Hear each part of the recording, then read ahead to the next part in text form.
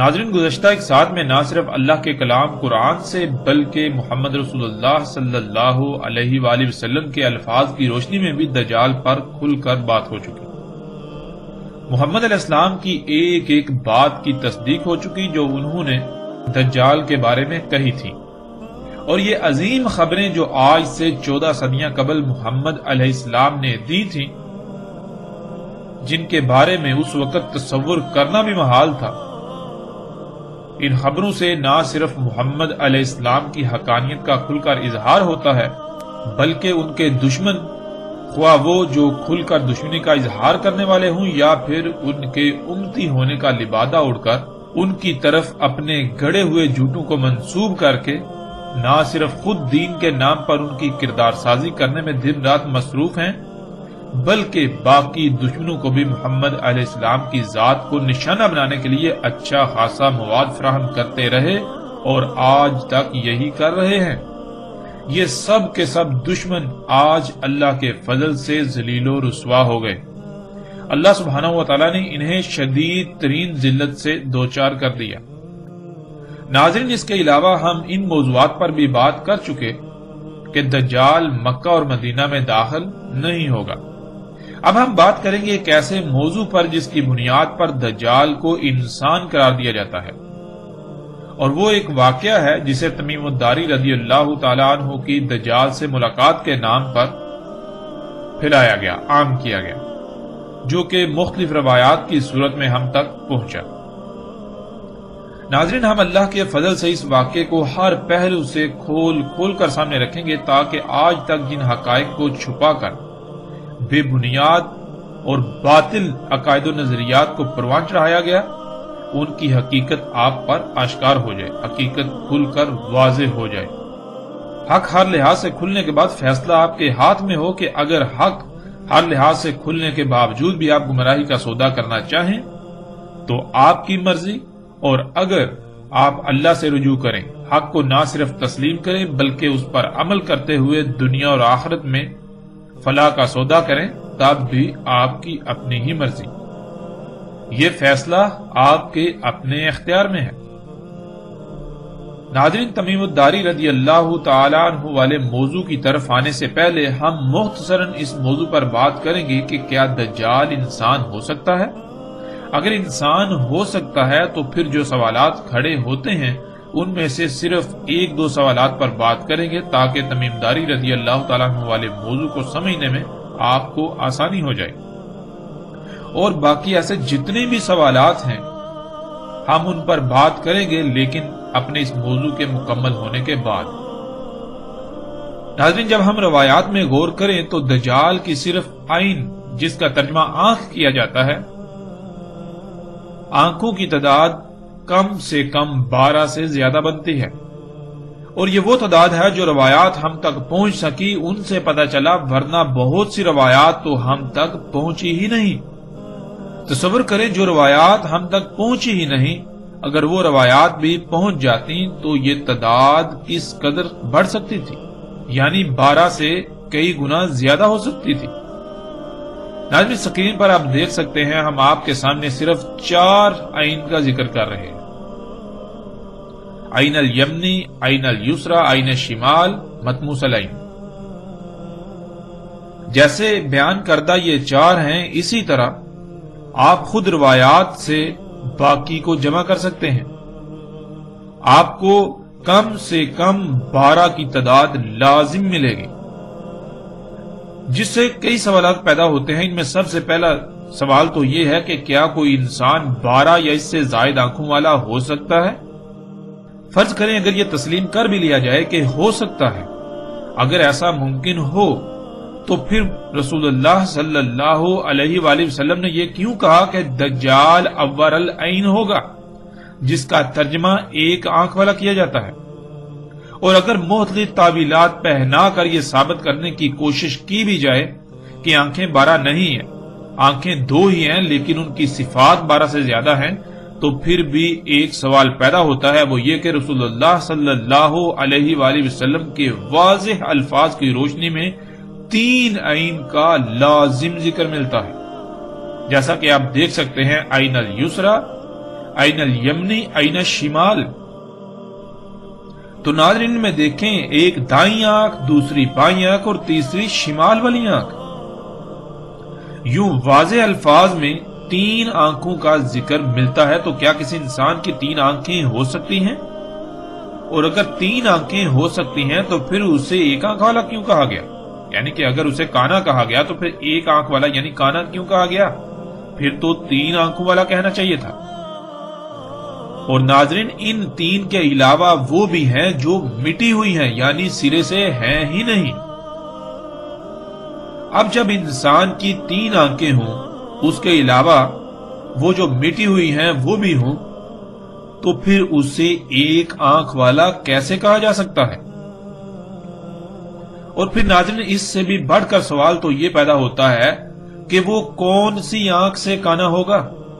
کیونکہ بعض روایات میں اول العین الیسری آتا ہے اور بعض میں اول العین الیمنی آتا ہے اور بعض میں اول العین الشمال آتا ہے. یعنی کہ بعض روایات میں اس کا دائیں آنکھ سے، اگر یہ ترجمہ جو کرتے ہیں کانا ہونا کرتے ہیں تو دائیں آنکھ سے کانا ہونا آتا ہے کہ دائیں آنکھ سے کانا ہوگا. بعض روایات میں بائیں آنکھ سے کانا ہونا آتا ہے، یعنی کہ اول کا ترجمہ جو یہ کانا کرتے ہیں اگر یہ ترجمہ لے لیا جائے، یہ معنی لے لیا جائے تو بائیں آنکھ سے کانا، اور بعض میں شمال والی آنکھ سے عین سے کانا کے الفاظ آتے ہیں. پھر اسی طرح ناظرین اس کی کون سی آنکھ مٹی ہوئی ہوگی؟ بعض روایات میں دائیں مٹی ہوئی ہوگی جو ان کے تراجم ہیں ان تراجم کے مطابق، بعض میں بائیں، بعض میں شمال. یعنی یہ کہ ناظرین وہ تینوں ہی آنکھوں سے کانا ہے، تو پھر اس کی وہ کون سی آنکھ ہے جس سے وہ دیکھتا ہے، وہ دیکھے گا؟ یقیناً پھر وہ ان کے علاوہ کوئی چوتھی ہوگی، اور پھر جو مٹی ہوئی ہے وہ 5ویں، 6ٹھی، 7ویں، یعنی اسی طرح جو بالکل چپٹی ہے.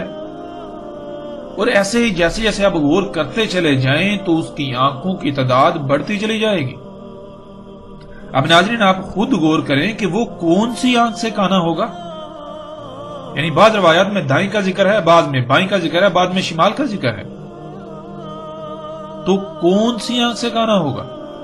ناظرین اس سوال کا جواب کسی ایسے شخص کے پاس نہیں ہے، نہ وہ اس سوال کا جواب دے سکتا ہے جو اس بات پر بضد ہے کہ دجال انسان ہوگا. ناظرین یہ صرف چند سوالات ہیں جو صرف اور صرف اسی وجہ سے پیدا ہوئے کہ لوگوں نے پہلے ایک نظریہ قائم کر لیا، پھر اس نظریے کی بنیاد پر احادیث کو یعنی روایات کو توڑ مروڑ کر لوگوں کے سامنے پیش کیا جاتا رہا. اور ہر وہ شخص جو دجال کو ایک شخصیت، ایک انسان قرار دینے پر بضد ہے، وہ ان سوالات کے جوابات نہیں دے سکتا. اس کے علاوہ درجنوں نہیں سینکڑوں سوالات ہیں جن میں سے بعض پر ہم بات کریں گے، لیکن ہم اس موضوع کے بعد، یعنی کہ جب ہمارا یہ موضوع مکمل ہوگا تو اس کے بعد ہم ان سوالات کی طرف بھی آئیں گے. اب جب ناظرین ہم رسول اللہ صلی اللہ علیہ وآلہ وسلم کے الفاظ کو دیکھیں تو رسول اللہ صلی اللہ علیہ وآلہ وسلم نے کہیں بھی یہ نہیں کہا کہ دجال ایک آنکھ والا ہوگا، دجال بائیں آنکھ سے کانا ہوگا، دجال دائیں آنکھ سے کانا ہوگا یا شمال والی آنکھ سے کانا ہوگا، بلکہ رسول اللہ صلی اللہ علیہ وآلہ وسلم کے جو الفاظ ہمیں ملتے ہیں وہ یہ ہیں کہ الدجال اول العین الیسری، الدجال اول العین الیمنی، الدجال اول العین الشمال، اسی طرح باقی عین کا بھی ذکر ہے. اور ناظرین اول کسے کہتے ہیں یہ ہم پچھلی ساتھ میں تفصیل کے ساتھ جان چکے. پھر عین کسے کہتے ہیں؟ عین آنکھ کو نہیں کہتے، عین تو کہتے ہیں دیکھنے کے آلے کو. جیسے یعنی کہ اللہ سبحانہ تعالیٰ نے اس بشر کو جو دیکھنے کا آلہ لگایا ہے جسے آپ آنکھ کہتے ہیں، تو جو صفات، جو خصوصیات اس آنکھ میں پائی جاتی ہیں وہ خصوصیات و صفات جس شے میں بھی جس آلے میں پائی جائیں گی اس آلے کو، اس شے کو عین کہا جاتا ہے. ناظرین کسی ایک بھی روایت میں یہ نہیں ہے کہ رسول اللہ صلی اللہ علیہ وآلہ وسلم نے یہ کہا ہو کہ دجال کی ایک آنکھ ہوگی. یہ سب کا سب آپ کو تراجم و تفاسیر میں ملے گا، عربی متن میں ایسا کچھ بھی نہیں ہے. اور ایسا آپ کو تراجم و تفاسیر میں اس لیے ملے گا کیونکہ لوگوں نے جو خود کو علماء کہلاتے رہے اور کہلاتے ہیں، انہوں نے دجال کے بارے میں پہلے ایک نظریہ قائم کیا، پھر اپنے اسی نظریے کو، اپنے اسی عقیدے کو روایات کی صورت میں پیش کیا، روایات کو اسی طرح سے توڑا مروڑا گیا۔ اللہ کے فضل سے دجال کے موضوع پر جب بات مکمل ہو چکے گی تو ہم آخر میں ان کے تراجم و تفاسیر کی بھی اچھی طرح سے پول کھولیں گے، آپ کے سامنے حقائق بالکل ہر لحاظ سے سامنے رکھیں گے۔ ناظرین، کسی بھی روایت میں یہ نہیں ہے کہ دجال کی ایک آنکھ ہے، پھر کبھی کہا جاتا ہے کہ وہ دائیں آنکھ سے کانا ہے، کبھی کہا جاتا ہے وہ بائیں آنکھ سے کانا ہے، کبھی کہا جاتا ہے شمال والی آنکھ سے کانا ہے، پھر اس طرح کبھی کہا جاتا ہے کہ دائیں والی جو آنکھ ہے اس سے وہ اس کی سپاٹ ہوگی، یا اس طرح کے ایسے جتنے بھی تراجم موجود ہیں، کوئی ایک بھی ترجمہ عربی زبان کے اصولوں پر پورا نہیں اترتا، اس کا عربی متن کے ساتھ دور دور تک کوئی تعلق نہیں ہے۔ ہم بار بار پیچھے بیان کر چکے کہ عربی دنیا کی واحد ایسی زبان ہے جس کا ترجمہ دنیا کی کسی بھی زبان میں نہیں کیا جا سکتا، مگر صرف اور صرف معنی بیان کیے جا سکتے ہیں۔ آج معنی کے بجائے مفہوم کا لفظ استعمال کیا جاتا ہے اور معنی سے مراد ترجمہ لے لیا جاتا ہے، جو کہ بالکل غلط العام ہے۔ ناظرین، تمام کی تمام روایات میں کہا گیا کہ دجال ہی وہ شے ہے جو یک طرفہ دیکھنے کا آلہ ہے، اور وہ کوئی ایک آلہ نہیں ہے، بلکہ رسول اللہ صلی اللہ علیہ وآلہ وسلم نے اس کی تفصیلات بیان کر دی، جو الحمدللہ پیچھے گزشتہ ایک ساتھ میں گزر چکی۔ اور ناظرین، یہی وہ وجہ تھی جس وجہ سے رسول اللہ صلی اللہ علیہ وآلہ وسلم نے یہ کہا تھا کہ یہ ممکن ہی نہیں کہ دجال تمہاری عقلوں میں آ جائے، یعنی کہ رسول اللہ صلی اللہ علیہ وسلم نے کہا کہ دجال کیا ہے، اس کے بارے میں سب کچھ ہر لحاظ سے کھول کھول کر بیان کر چکا، بتا چکا تمہیں، اس کے باوجود بھی یہ ممکن ہی نہیں ہے کہ وہ تمہاری عقلوں میں آ جائے، یعنی کہ دجال تمہاری عقلوں میں آئے گا ہی نہیں۔ اب ناظرین، غور کریں کہ رسول اللہ صلی اللہ علیہ وآلہ وسلم ان لوگوں کو مخاطب کر رہے ہیں جن کی زندگی میں دجال نے آنا ہے، ان کو یہ کہہ رہے ہیں کہ تم دجال کو پہچان ہی نہیں سکو گے، دجال تمہاری عقلوں میں ہی نہیں آئے گا، کہ دجال کیا شے ہے وہ تمہاری عقلوں میں نہیں آئے گا۔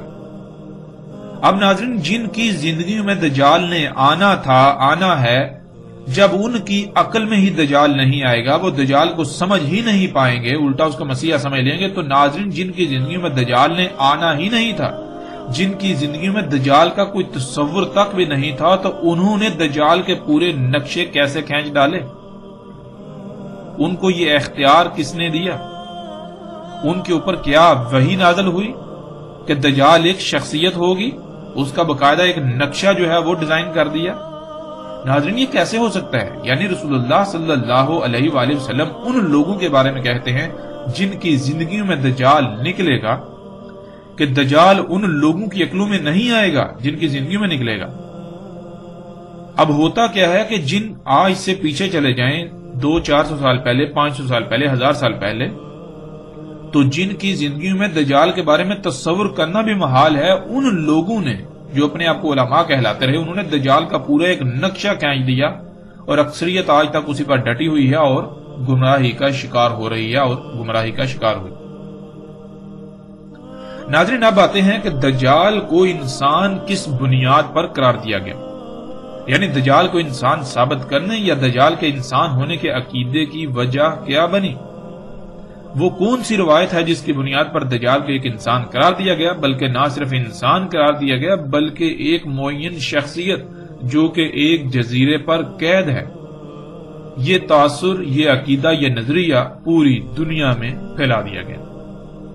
دجال کو انسان سمجھنے اور دجال کا انسان ہونے کا نظریہ ایک ایسی روایت بنی جس میں ایک صحابی رضی اللہ تعالی عنہ کا واقعہ مذکور ہے۔ ناظرین، یہ ایک ہی واقعہ ہے، لیکن مختلف راویوں سے بیان ہونے کی وجہ سے یہ مختلف روایات کی صورت میں ہم تک پہنچتا ہے، اور پھر مختلف راویوں سے بیان ہونے کی وجہ سے روایات میں ایسی خامیاں موجود ہیں، اس واقعے کے اندر ایسی خامیاں اور ایسے تضادات موجود ہیں جن کی وجہ سے تحقیق کرنے والوں نے ایسی تمام روایات کا سرے سے نہ صرف انکار کر دیا بلکہ انہیں من گڑت قرار دیا۔ اور بلا شک و شبہ اگر کوئی انسان، کوئی شخص غیر جانبدارانہ تحقیق کرے تو اسے من گڑت ہی قرار دے گا۔ مگر اس کے باوجود وہ تمام لوگ جنہوں نے دجال کو ایک انسان قرار دیا وہ اسے صحیح قرار دیتے ہیں۔ صحیح قرار دینے کی وجہ ہی یہی ہے کہ ان کے پاس دجال کو انسان قرار دینے کی واحد یہی ایک دلیل ہے۔ اگر وہ بھی اس کو من گڑت قرار دیں تو ان کے دجال کے بارے میں تمام تر عقائد و نظریات کی عمارت زمین بوس ہو جاتی ہے، جس کی وجہ سے وہ اپنی ضد پر ڈٹے ہوئے ہیں اور وہ اسے من گڑت قرار دینے کو تیار ہی نہیں ہے۔ ناظرین، اس روایت پر اعتراضات کرنے والوں نے جو سوالات اٹھائے وہ حقیقتاً ایسے ہیں کہ ان کا جواب دینا اس وقت تک ناممکن ہو جاتا ہے جب تک کہ آپ اس بات پر بضد رہیں یا بضد رہا جائے کہ اس روایت کا ایک ایک لفظ صحیح ہے۔ لیکن اگر یہ تسلیم کر لیا جائے کہ روایت میں ایسی کمزوریاں اور خامیاں تو موجود ہیں، مگر اس کے باوجود جو واقعہ ان روایات میں بیان ہوا ہے اس میں کسی حد تک صداقت ضرور موجود ہے، تو اس صورت میں اس روایت پر اٹھنے والے تمام تر اعتراضات کے تسلی بخش جوابات دیے جا سکتے ہیں۔ ناظرین، اعتراضات اٹھانے والا فریق چاہتا ہی یہی ہے کہ اس روایت کو یا اس میں جو واقعہ بیان ہوا ہے اس کو صحیح ماننے والے یہ بات تسلیم کریں کہ اس میں یا ان روایات میں ایسی کمزوریاں خامیاں موجود ہیں، تو اس کے بعد اس روایت کے صحیح ہونے کی بنیاد ہی ختم ہو جائے گی اور ساری بحث ہی ختم ہو جائے گی، اور اسی خوف سے اس روایت کو صحیح ماننے والے اس بات کو تسلیم کرنے کو تیار ہی نہیں کہ روایت میں خامیاں اور کمزوریاں موجود ہیں، کیونکہ اگر وہ اس بات کو مان لیں تو ان کے پاس اس روایت کو صحیح ثابت کرنے کے لیے کوئی دلیل باقی نہیں رہے گی۔ یوں ان کے دجال کے بارے میں یہ عقائد زمین بوس ہو جاتے ہیں کہ دجال ایک انسان ہے، اور یہی وہ نہیں چاہتے کہ ایسا ہو، اور ایسے تمام کے تمام لوگ خواہ ان کا کسی بھی فرقے سے تعلق ہو وہ روایات کے ایسے تراجم و تشریحات کرتے ہیں جن سے نہ صرف روایت کے اصل متن میں پیدا ہونے والے تمام تر سوالات غائب کر دیے جاتے ہیں، بلکہ دجال کو انسان ثابت کرنے والے اپنے نظریات کو ایک مضبوط بنیاد فراہم کرتے ہیں جو محض ترجمے کی حد تک سخت دھوکے پر مبنی ہوتی ہے۔ اگر اس روایت کے اصل متن عربی کو دیکھ لیا جائے تو پتہ چلے گا کہ یہ علماء کے نام پر طبقہ جان بوجھ کر علم کے باوجود سادہ لو عوام کو کتنا عظیم ترین دھوکہ دے رہا ہے، نہ صرف اپنی آخرت تباہ کر رہا ہے بلکہ لا تعداد انسانوں کی آخرت سے بھی کھلواڑ کر رہا ہے۔ اور ناظرین، عوام بھی آنکھیں بند کر کے ان کے تراجم و تفاسیر و تشریحات پر ایسے ایمان لے آتی ہے اور لا رہی ہے جیسے کہ یہ اللہ کے مابعوث کیے گئے انبیاء ہوں، اللہ کے رسول ہوں۔ ہم صرف اور صرف اللہ سبحانہ و تعالیٰ کے فضل سے نہ صرف اس روایت کی بنیاد پر دیے جانے والے دھوکوں کو افشا کریں گے بلکہ اس واقعہ کی حقیقت کیا ہے اس کو بھی ہر لحاظ سے ایسے کھول دیں گے کہ کسی قسم کا بھی کوئی ابہام باقی نہ رہے، اور اللہ کے فضل سے کوئی ابہام باقی نہیں رہے گا، ایک ایک بات کھل کر واضح ہو جائے گی۔ ناظرین، سب سے پہلے ہم اس روایت پر تحقیق کریں گے کہ آیا اس روایت کی کوئی وقت ہے بھی یا نہیں، آیا کہ یہ روایت قابل تسلیم ہے بھی یا نہیں، تاکہ اس روایت کی وجہ سے علماء دجال کے دھوکے میں مبتلا لوگوں کے لیے کسی بھی لحاظ سے کوئی بھی پریشانی باقی نہ رہے اور ساری حقیقت کھل کر سامنے آ جائے۔ اور اس بات کے پیش نظر سب سے پہلے اس روایت کو پڑھنے سے جو سوالات سامنے آتے ہیں ہم ان سوالات کو سامنے رکھیں گے، اس کے بعد ہم اس روایت میں بیان کیے جانے والے واقعے کی حقیقت کو کھول کھول کر بیان کریں گے۔ اس لیے ہم سب سے پہلے ایسا کرتے ہیں کہ جن کتب روایات یعنی کتب احادیث میں یہ روایت مذکور ہے ان کتب کے صفحات کو انہی لوگوں کے تراجم کے ساتھ ہم سکرین پر پیش کرتے ہیں تاکہ تمام ناظرین اس روایت کو جہاں جہاں جس جس کتاب میں بھی یہ آئی ہے اس کو اپنی آنکھوں سے خود پڑھ سکیں۔ اس کے بعد ہم اس پر اٹھنے والے سوالات کو سامنے لائیں گے۔ ناظرین، ہم وقت کی بچت کے لیے سکرین پر اس روایت کو تھوڑا تیزی سے پیش کریں گے، لیکن آپ اسے پڑھنے کے لیے سکرین کو روک روک کر تسلی سے پڑھ سکتے ہیں۔ ناظرین، اس وقت سکرین پر جو روایات آپ کو نظر آ رہی ہیں یہ صحیح مسلم کی ہیں اور انہی لوگوں کے تراجم آپ ساتھ پڑھ سکتے ہیں۔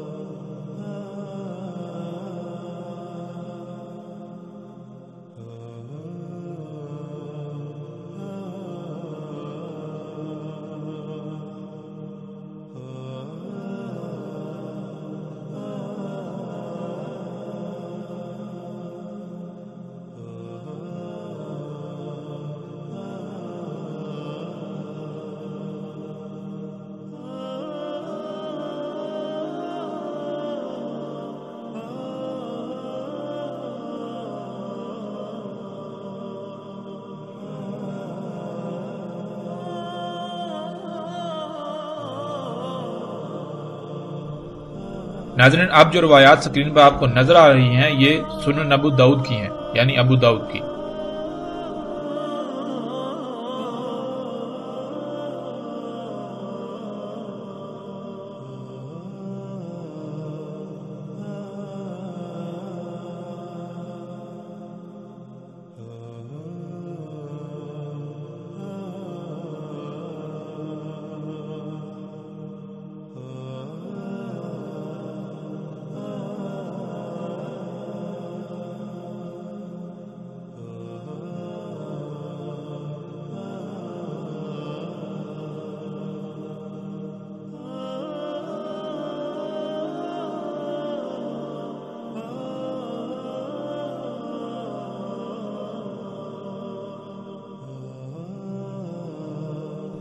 اب جو روایات آپ کو سکرین پر نظر آ رہی ہیں وہ مسند احمد بن حنبل کی ہیں، مسند احمد کی۔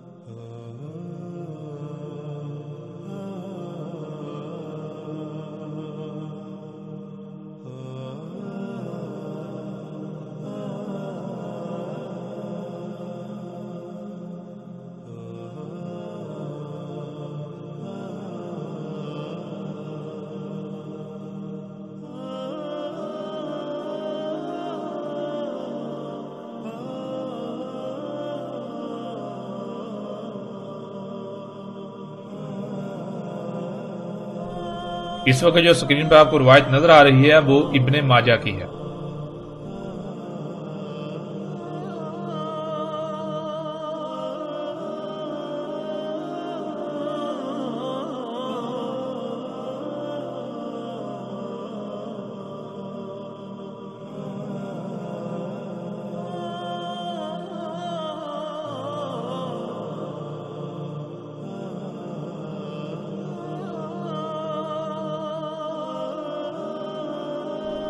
ناظرین ان روایات کو آپ خود پڑھ چکے، اب ان روایات میں پیدا ہونے والے سوالات کو ہم سامنے لائیں گے۔ ان میں سب سے پہلا سوال ہے سوال نمبر 1۔ آپ نے خود پڑھ لیا کہ ایک مقام پر مذکور ہے کہ فاطمہ بنت قیس کہتی ہیں کہ وہ بیوہ ہو گئیں اور عدت گزاری، جیسا کہ سکرین پر آپ کو مسلم کی روایت کا متن نظر آ رہا ہے۔ اور ناظرین جیسے ہی ہم آگے بڑھیں تو دوسرے مقام پر بیوہ کی بجائے طلاق کا ذکر ہے کہ طلاق کے بعد عدت گزار رہی تھی، جیسا کہ سکرین پر آپ کو روایت کا متن نظر آ رہا ہے۔ ناظرین اب سوال یہ پیدا ہوتا ہے کہ آیا ان میں سے کون سی بات ٹھیک ہے؟ یہ ایک ایسا تضاد ہے جو اس روایت کی صحت کو مشکوک بنا دیتا ہے۔ اس سوال کا جواب دینے کے لیے اسماء اور رجال پر تحقیق کرنے والوں نے یہ ثابت کیا کہ فاطمہ بنت قیس بیوہ نہیں تھی، بلکہ وہ اس وقت مطلقہ تھی، یعنی طلاق یافتہ تھی، ان کو طلاق ہوئی تھی۔ وہ عبداللہ بن عمر بن عثمان کے نکاح میں تھی اور انہوں نے طلاق دی تھی۔ اس پر مسند احمد میں کئی روایات موجود ہیں کہ انہیں طلاق ہوئی تھی۔ روایت کی صحت کو بچانے کے لیے اس مسئلے کا حل تو نکال لیا گیا، لیکن اس حال نے ناقابل حل سوال کو جنم دے دیا، وہ یہ کہ روایت کے مطابق عدت گزارنے سے پہلے ہی ان کی طرف کئی اصحاب رسول کی طرف سے نکاح کا پیغام بھیجا گیا۔ اب سوال یہ پیدا ہوتا ہے کہ کیا اصحاب رسول کو اتنا بھی علم نہ تھا کہ اللہ سبحانہ وتعالی یہ آیات نازل کر چکے ہیں کہ طلاق یافتہ عورت کی عدت پوری ہونے سے پہلے اس کی طرف نکاح کا پیغام نہیں بھیجا جا سکتا، کیونکہ اللہ سبحانہ وتعالی نے دوران عدت دوبارہ رجوع کی گنجائش رکھی ہے۔ اب یہ کیسے مان لیا جائے کہ اصحاب رسول نے ایک طلاق یافتہ عورت جو ابھی عدت میں ہے اس کی طرف نکاح کا پیغام بھیج رہے ہیں؟ کیا رسول اللہ صلی اللہ علیہ وآلہ وسلم کے اصحاب کو اتنا بھی علم نہ تھا؟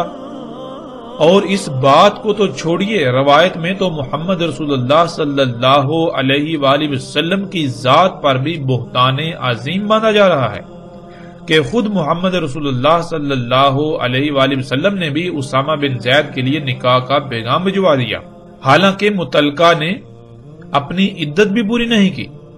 کیا محمد رسول اللہ صلی اللہ علیہ وآلہ وسلم اللہ کے نبی ایسا کر سکتے ہیں کہ ایک متعلقہ عورت جس کی ابھی عدت بھی پوری نہیں ہوئی، ابھی وہ دوبارہ رجوع کر سکتے ہیں، تو اس کی طرف نکاح کا پیغام بھیجا جا رہا ہو؟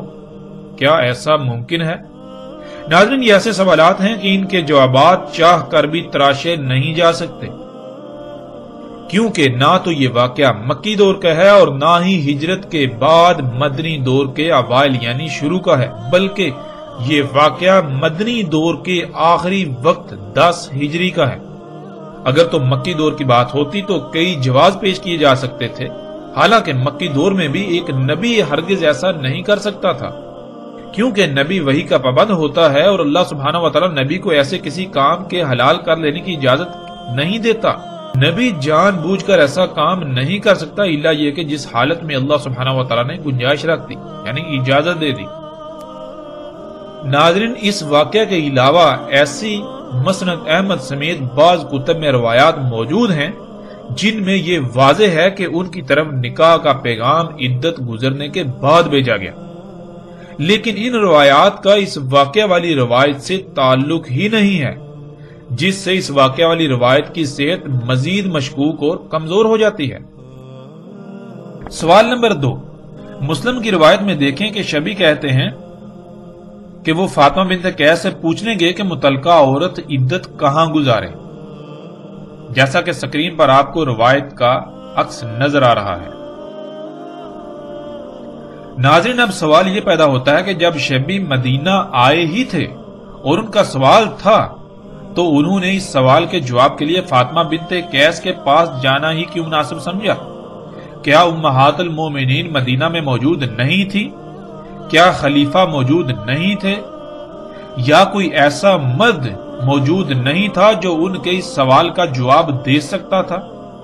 اور پھر ناظرین، اس سے بھی بڑا سوال تو یہ پیدا ہوتا ہے کہ اس روایت سے تو یہ بات ثابت ہوتی ہے کہ نعوذ باللہ ثم نعوذ باللہ اصحاب رسول قرآن سے ہی ناواقف تھے۔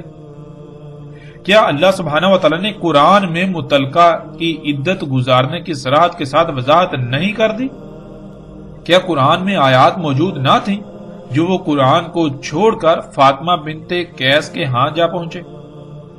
اس سے تو بالکل ثابت ہوتا ہے کہ یہ کہانی کسی اسلام دشمن یہودی کی گڑی ہوئی ہے جس نے جان بوجھ کر اصحاب رسول کے کردار کو مشکوک بنانا چاہا اور اس واقعہ کو فاطمہ بنت قیس سے منسوب کر دیا، اور خود کو امت مسلمہ کہلانے والوں نے خود کو فرقوں میں تقسیم کر کے اپنے اپنے فرقے اور اس کے نظریات کو سچا ثابت کرنے کے لیے ایسی روایات کو بطور دلائل استعمال کرنا شروع کر دیا۔ اب ناظرین آتے ہیں اگلے سوال کی طرف۔ سوال نمبر 3، اس روایت کے تمام مقامات کو سامنے رکھیں تو جو تضادات سامنے آتے ہیں وہ آپ کے سامنے ہیں۔ ایک مقام پر مذکور ہے کہ یہ واقعہ تمیم داری رضی اللہ تعالیٰ عنہ کے ساتھ پیش آیا۔ وہ بذات خود سمندری جہاز میں سوار تھے، جیسا کہ سکرین پر روایات کے عکس میں آپ دیکھ سکتے ہیں۔ پھر ناظرین، دوسرے مقام پر تمیم داری رضی اللہ تعالیٰ عنہ کی بجائے ان کے چچا زاد کا ذکر ہے کہ یہ واقعہ تمیم داری کے ساتھ پیش نہیں آیا بلکہ ان کے چچا زاد کے ساتھ پیش آیا، اور اس کو بھی آپ سکرین پر دیکھ سکتے ہیں۔ پھر ناظرین، اس سے بھی بڑھ کر حیرانی والی بات یہ ہے کہ تیسرے مقام پر نہ تمیم داری کا ذکر ہے اور نہ ہی ان کے چچا زاد کا، یعنی کہ نہ یہ واقعہ تمیم داری کے ساتھ پیش آیا اور نہ ہی ان کے چچا زاد کے ساتھ، بلکہ ان دونوں کے برعکس یہ واقعہ ان کی قوم کے کچھ لوگوں کے ساتھ پیش آیا۔ سکرین پر آپ اس کو دیکھ سکتے ہیں۔ پھر ناظرین، مزید حیرانگی والی بات تو یہ ہے کہ چوتھے مقام پر یوں مذکور ہے کہ پہلے رسول اللہ صلی اللہ علیہ وآلہ وسلم کہتے ہیں کہ تمیم داری میرے پاس آئے، مجھے خبر دی، اور ساتھ ہی یہ بھی آ جاتا ہے آگے کہ مجھے خبر تمیم داری کے چچا زاد نے دی، جیسا کہ آپ روایت کو سکرین پر دیکھ سکتے ہیں۔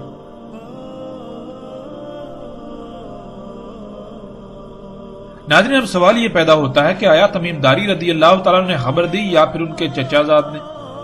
اب یہ کیسے ہو سکتا ہے کہ رسول اللہ صلی اللہ علیہ وآلہ وسلم کے پاس تمیم داری آئیں اور وہ خبر دیں، پھر رسول اللہ صلی اللہ علیہ وسلم یہ کہیں کہ یہ خبر تمیم داری کے چچا زاد نے دی؟ پھر ناظرین پانچویں مقام پر نہ تمیم داری رضی اللہ تعالیٰ کا ذکر ہے اور نہ ہی ان کے چچا زاد کا، اور نہ ہی ان کی قوم کے ان لوگوں کا جن کا پیچھے ذکر ہو چکا، بلکہ اس مقام پر ان کی قوم کے نامعلوم لوگوں کا ذکر ہے کہ یہ واقعہ ان کے ساتھ پیش آیا، جیسا کہ سکرین پر آپ روایت کے عکس کو دیکھ سکتے ہیں۔ ناظرین اب آپ ان پانچوں مقامات کو سامنے رکھیں تو سامنے آنے والے تضادات ایسے ہیں جو اس روایت کی صحت کو نہ صرف مشکوک بنا دیتے ہیں بلکہ ناقابل قبول بنا دیتے ہیں اور من گڑت قرار دیتے ہیں۔ لیکن حیران کن بات یہ ہے کہ خود کو علماء کہلانے والوں کی اکثریت نے عام عوام میں یہی پھیلایا ہوا ہے کہ یہ واقعہ تمیم داری رضی اللہ تعالیٰ عنہ کے ساتھ پیش آیا، اور اس کا دوسرا رخ جو ابھی سامنے لایا جا رہا ہے، ہم آپ کے سامنے لا رہے ہیں، اس کو سرے سے چھپا دیا جاتا ہے، جو کہ بہت بڑا دھوکہ ہے۔ آپ اپنی آنکھوں سے تمام مقامات کو سامنے رکھ کر فیصلہ کریں کہ کیا سب کو ہی صحیح تسلیم کیا جا سکتا ہے، حالانکہ واقعہ تو صرف ایک ہی ہے، واقعہ ایک سے زائد نہیں، ایک ہی واقعہ ہے۔ یہ بات اس روایت کی صحت کو غیر معمولی طور پر مشکوک بنا دیتی ہے۔ اور ناظرین سب سے بڑا سوال تو یہ پیدا ہوتا ہے کہ جن لوگوں نے آج تک دھوکہ دیا وہ اس دوسرے پہلو کو سامنے کیوں نہ لے کر آئے، کیوں نہ ان دونوں پہلو کو عوام کے سامنے، لوگوں کے سامنے رکھا اور پھر یہ کہا کہ فیصلہ آپ کے ہاتھ میں، آپ کے اختیار میں، آپ خود فیصلہ کرو۔ ایسا کیوں کیا گیا کہ جو ایک رخ ہے اس کو بالکل سرے سے چھپا دیا گیا، اس کی لوگوں کو بھنک میں نہ پڑنے دی، اور اپنے مفادات کے حصول کے لیے، اپنے باطل عقائد و نظریات کو پروان چڑھانے کے لیے، انہیں پھیلانے کے لیے، انہی پر لوگوں کو قائم کرنے کے لیے اس بہت بڑے دھوکے کو عام کیا گیا، لوگوں کو دھوکہ دیا گیا اور اس دجل سے کام لیا گیا۔ آخر ایسا کیوں؟ کیا آپ ایسے لوگوں سے سوال کریں گے؟ کیا ان سے آپ یہ سوال اٹھائیں گے؟ کیا آپ پر یہ فرض نہیں ہے؟ پھر ناظرین آگے بڑھتے ہیں، سوال نمبر 4۔ ایک مقام پر مذکور ہے کہ رسول اللہ صلی اللہ علیہ وآلہ وسلم نے عشاء کی صلاۃ کے بعد یہ واقعہ بیان کیا، جیسا کہ سکرین پر آپ روایت کا عکس دیکھ سکتے ہیں۔ لیکن اس کے برعکس دوسرے مقام پر عشاء کی صلاۃ کے برعکس ظہر کی صلاۃ کے بعد اس واقعے کو بیان کرنے کا ذکر ہے، اور سکرین پر آپ عکس دیکھ سکتے ہیں، روایت کا عکس آپ کے سامنے ہے۔ اور پھر حیران کن طور پر دونوں روایات یعنی دونوں مقامات پر راوی ایک ہی ہے، یعنی واقعہ بیان کرنے والی فاطمہ بنت قیس ہی ہیں۔ فاطمہ بنت قیس ایک مقام پر کہہ رہی ہیں یہ واقعہ عشاء کی نماز کے بعد رسول اللہ صلی اللہ علیہ وسلم نے سنایا، اور دوسرے مقام پر کہہ رہی ہیں کہ یہ واقعہ ظہر کی نماز کے بعد رسول اللہ صلی اللہ علیہ وآلہ وسلم نے سنایا۔ اب ناظرین یہ ایسا کیسے ہو سکتا ہے؟ ناظرین اب سوال یہ پیدا ہوتا ہے کہ جب یہ بات بالکل مصدقہ ہے کہ رسول اللہ صلی اللہ علیہ وآلہ وسلم نے ایک ہی بار یہ واقعہ بیان کیا، تو پھر یہ کیسے ہو سکتا ہے کہ اتنا اہم واقعہ انسان بھول جائے، کوئی شخص بھول جائے، یا کوئی پریشانی ہو یاد رکھنے میں کہ کس وقت بیان کیا؟ اب یہ تو ممکن ہی نہیں ہے کہ دونوں باتوں کو صحیح تسلیم کر لیا جائے۔ اس لیے یہ بات بھی اس روایت کی صحت کو سخت ترین مشکوک بنا دیتی ہے۔ یہ بھی ایک ایسا تضاد ہے جس کا جواب دینا ناممکن ہے، الا یہ کہ اس کی بنیاد پر روایت کو من گڑت قرار دیا جائے۔ اس کے علاوہ اس تضاد کو دور نہیں کیا جا سکتا اور نہ ہی کوئی تسلی بخش جواب دیا جا سکتا ہے۔ پھر ناظرین آگے بڑھتے ہیں، آگے سوال نمبر 5۔ ایک مقام پر یہ ہے کہ مخالف ہوا کی سمت سے سمندری لہروں میں 1 مہینہ تک گھرے رہے، اور بالآخر ایک جزیرے پر ان کا جہاز جا لگا اور وہ چھوٹی کشتیوں میں سوار ہو کر جزیرے میں گئے، جیسا کہ روایات کے عکس کو آپ سکرین پر دیکھ سکتے ہیں اور خود اسے پڑھ بھی سکتے ہیں۔ ناظرین اس کے برعکس دوسرے مقام پر مسند احمد کی روایت میں ہے کہ اچانک طوفان آ گیا اور ان کا جہاز ایک جزیرے پر جا لگا، جیسا کہ سکرین پر آپ کو روایت کا عکس نظر آ رہا ہے۔ ناظرین، اس کے برعکس تیسرے مقام پر یہ مذکور ہے کہ جہاز میں سوار لوگوں کا کھانا ختم ہو گیا اور وہ کھانے کی تلاش میں خود جزیرے پر گئے، اور اسے بھی سکرین پر آپ دیکھ سکتے ہیں۔ اور پھر ناظرین، انتہائی حیران کن طور پر چوتھے مقام پر ان تینوں کے برعکس پانی کا ذکر ملتا ہے کہ پانی ختم ہو گیا اور پانی کی تلاش میں جزیرے میں گئے۔ سکرین پر آپ دیکھ سکتے ہیں۔ پھر ناظرین، چھٹے مقام پر یہ مذکور ہے، یعنی کہ پہلے پانچوں مقامات کی نفی کرتے ہوئے، پہلی پانچوں باتوں کی نفی کرتے ہوئے چھٹے مقام پر یہ مذکور ہے کہ ان کا جہاز ٹوٹ گیا، یعنی تباہ ہو گیا، اور وہ لوگ جہاز کے تختے پر سوار ہو کر ایک جزیرے پر جا لگے، اور اسے بھی آپ سکرین پر اپنی آنکھوں سے دیکھ سکتے ہیں۔ اور ناظرین، امام ابو داؤد نے تو اپنی مسند ابو داؤد میں، جو کہ سیاہ ستہ میں سے ایک کتاب ہے، اس میں یہاں تک لکھا ہے کہ ان میں سے صرف ایک ہی شخص زندہ باقی بچا، باقی سب کے سب غرق ہو گئے، اور جو زندہ بچا اس میں تمیم داری کا نام ہی نہیں بلکہ کسی اور کا نام ہے، جیسا کہ آپ سکرین پر اس کا عکس بھی دیکھ سکتے ہیں۔ امام ابو داؤد کے الفاظ کو خود دیکھ سکتے ہیں۔ امام ابو داؤد اپنے الفاظ میں بالکل واضح یہ کہتے ہیں کہ ابن زدران بصری واحد ایسے شخص تھے جو بچے تھے، باقی سب کے سب غرق ہو گئے تھے۔ ناظرین، اب سوال یہ ہے کہ ان میں سے کون سی بات کو سچ مان لیا جائے اور باقی سب کو رد کر دیا جائے؟ اتنے بڑے اور غیر معمولی تضادات اس روایت کو من گڑت قرار دینے کے لیے کافی ہیں، اور یہ ایسے سوالات ہیں جن کا جواب دینا ناممکن ہے۔ اور پھر سوال یہ پیدا ہوتا ہے کہ جب ان کا جہاز تباہ ہو گیا تو وہ لوگ واپس کیسے آئے؟ یعنی کہ اگر امام ابو داؤد کی بات کو ایک طرف رکھ دیا جائے، چھوڑ دیا جائے کہ باقی سب غرق ہو گئے، صرف ایک شخص بچا، اگر یہ تسلیم کر لیے جہاز غرق ہو گیا اور وہ سب بچ گئے، لیکن وہ سب کے سب لوگ جہاز تباہ ہونے کے باوجود واپس کیسے آ گئے؟ کس طرح واپس پہنچے؟ امام ابو داؤد کے مطابق ان میں صرف ایک ہی شخص زندہ بچا، باقی سب غرق ہو گئے، تو پھر یہ سب رسول اللہ صلی اللہ علیہ وآلہ وسلم نے بیان کیوں نہ کیا؟ وہ شخص وہاں سے واپس کیسے آیا؟ اس کی بجائے تمیم داری رضی اللہ تعالیٰ عنہ نے واقعہ کیوں سنایا؟ نہ صرف تمیم داری رضی اللہ تعالیٰ عنہ کا ذکر آتا ہے بلکہ ان کے چچا زاد کا بھی، اور ان دونوں کے علاوہ غیر معلوم شخصیت کا بھی ذکر آتا ہے، اور پھر ان تینوں کے برعکس ان کی قوم یا پھر ان کی قوم کے بھی غیر معلوم لوگوں کا ذکر آتا ہے۔ آخر یہ سب تضادات کہاں سے آگے؟ کہیں پر پانی کی تلاش میں جزیرے پر جانے کا ذکر، تو کہیں پر روٹی کی تلاش میں، کہیں پر جہاز بھٹک کر خود ہی جا لگا، کہیں پر جہاز تباہ ہو گیا۔ آخر یہ تمام تر سوالات کے جوابات کیسے حاصل ہو سکتے ہیں؟ یہ ایسے سوالات ہیں جو اس روایت کو من گڑت قرار دینے کے لیے کافی ہیں، اور کوئی بھی اس کی مخالفت نہیں کر سکتا۔ اگر کوئی مخالفت کرے گا تو اس کو ان تمام سوالات کے جوابات دینا لازم ہوں گے، جو کہ ناممکن ہے۔ اس طرح ناظرین، سوال نمبر 6 ایک مقام پر یہ ہے کہ رسول اللہ صلی اللہ علیہ وآلہ وسلم نے خود تمیم داری سے یہ سن کر بیان کیا، لیکن دوسرے مقام پر اس کے برعکس یہ مذکور ہے کہ رسول اللہ صلی اللہ علیہ وآلہ وسلم نے تمیم داری رضی اللہ تعالیٰ عنہ کو سامنے نکالا، اور تمیم داری نے یہ واقعہ لوگوں کے سامنے بیان کیا، جیسا کہ آپ سکرین پر روایات کے عکس کو دیکھ سکتے ہیں۔ ناظرین، اب یہاں سوال یہ پیدا ہوتا ہے کہ ان میں سے کس بات کو صحیح تسلیم کیا جائے؟ اگر دونوں میں سے ایک کا رد کیا جائے تو اس کی بنیاد کیا ہوگی؟ یہ کیسے ثابت ہوگا کہ جسے رد کیا جا رہا ہے، جسے ترک کیا جا رہا ہے، وہی غلط ہے، اور جو بات لی جا رہی ہے وہی ٹھیک ہے؟ یہ بھی تو ہو سکتا ہے کہ دونوں ہی غلط ہوں۔ یہ سوال بھی اس روایت کی صحت کو مشکوک اور ناقابل اعتماد بنا دیتا ہے۔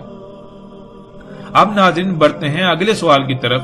سوال نمبر 7 روایات میں مذکور ہے کہ جساسہ سے ملاقات ہوئی، اور یہ کہا جاتا ہے کہ وہ ایک جانور تھا، تو یہاں سوال یہ پیدا ہوتا ہے کہ کہیں اسے جانور لکھا اور کہا جاتا ہے، اور کہیں پر یہ کہا جاتا ہے کہ وہ ایک عورت تھی جس پر اتنی کثرت سے بال تھے کہ اس کے اگلے اور پچھلے حصے کا پتہ ہی نہیں چلتا تھا، جیسا کہ سکرین پر روایات کو آپ دیکھ سکتے ہیں، خود پڑھ سکتے ہیں۔ تو ناظرین، کیا وہ جانور تھا یا ایک عورت؟ اگر جانور تھا تو اس جانور نے ان سے کس زبان میں بات کی اور کیسے بات کی؟ وہ لوگ عرب تھے تو ظاہر ہے ان کی زبان عربی تھی، تو اس جانور نے ان کے ساتھ عربی زبان میں اتنی روانی سے کیسے بات کی؟ کیا ایسا ممکن ہے؟ اور اگر وہ جانور نہیں تھا بلکہ عورت تھی تو وہ عورت وہاں کہاں سے آ گئی؟ اور پھر وہ کیسی عورت تھی جس پر بالوں کی اتنی کثرت تھی کہ نہ ہی اس کا اگلا اور نہ ہی اس کا پچھلا حصہ واضح تھا، پچھلے حصے کا پتہ چلتا تھا؟ کیا کوئی انسان ایسا ہو سکتا ہے، یعنی کوئی بشر ایسا ہو سکتا ہے؟ اور اس عورت نے ان سے کس زبان میں بات کی؟ اگر عربی میں بات کی تو وہ عورت عربی کیسے جانتی تھی؟ ناظرین، یہ ایسے سوالات ہیں کہ جن کے جوابات دینا بالکل ناممکن ہے۔ جیسے جیسے ہم آگے بڑھیں گے، آگے چل کر اس چیز کی بالکل کھل کر وضاحت ہو جائے گی کہ وہ جساسہ کیا تھا جس کو عورت کہا گیا، بلاہر اس کی حقیقت کیا تھی۔ ہر لحاظ سے الحمدللہ آگے جا کر وضاحت ہو جائے گی۔ اب بڑھتے ہیں آگے سوال نمبر 8 کی طرف۔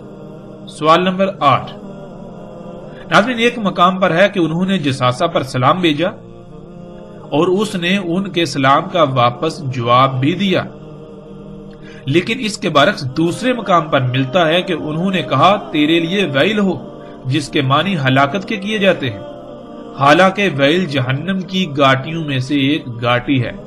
ان دونوں مقامات کو واضح طور پر روایات کے دیے گئے عکس میں آپ سکرین پر دیکھ سکتے ہیں۔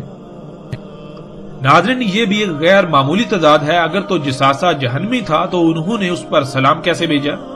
اور اگر وہ جنتی تھا تو انہوں نے اس کے لیے ویل کیوں کہا؟ یہ غیر معمولی تضاد ہے، اس روایت کو مشکوک اور ناقابل تسلیم بنا دیتا ہے۔ اور پھر ناظرین، ان میں سے ظاہر ہے ایک ہی بات سچ ہو سکتی ہے، دونوں تو سچ نہیں ہو سکتی۔ سلام بھی بھیج رہے ہیں اور ویل بھی بھیج رہے ہیں، اور کب؟ جب اس سے سامنا ہوا، اس سے ملاقات ہوئی، یعنی کہ ملاقات کی ابتدا کی بات ہو رہی ہے۔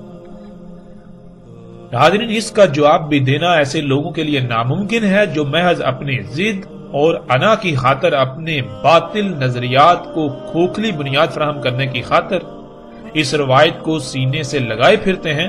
چاہے ان کے اس فعل سے ساری انسانیت گمراہ ہو جائے، انہیں اس کی کوئی پرواہ نہیں، بلکہ ان کو اپنی انا، ضد، ہٹ درمی اور باطل عقائد سے بڑھ کر اور کچھ بھی عزیز نہیں ہے۔ حالانکہ ایسے لوگوں کو چاہیے تھا اور چاہیے کہ پیچھے اگر کوئی غلطی ہوئی، جو غلطی کی ہے تو اس کی آگے اصلاح کریں، اس کو نہ دہرائیں۔ جو پیچھے اپنی کی ہوئی غلطیوں سے سیکھ کر اس کی اصلاح نہیں کرتے، اللہ سبحانہ و تعالیٰ نے انہیں قرآن میں خنزیر کہا، اور رسول اللہ صلی اللہ علیہ وآلہ وسلم نے بھی انہیں خنزیر کہا، کہ جو اپنی غلطی، پیچھے جو ماضی میں کی ہوئی غلطیاں ہیں، ان کی جب وہ واضح ہو جائیں تو ان کی اصلاح کرنے کے بجائے الٹا ان کے اوپر ڈٹ جانا، یہ خنزیر ہونے کی علامت ہے، سور کی علامت ہے۔